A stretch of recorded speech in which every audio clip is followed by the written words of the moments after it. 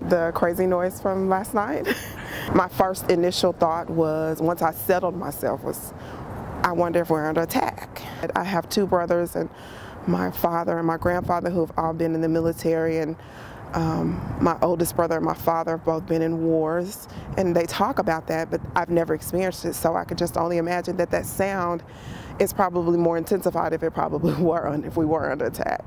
I hear people saying it was a jet and sonic boom.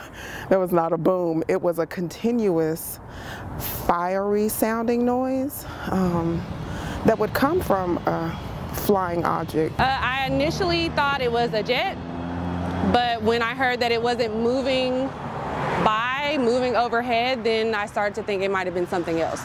What I would like to know is what it was, and is it going to happen again, so that I won't be so in suspense and afraid.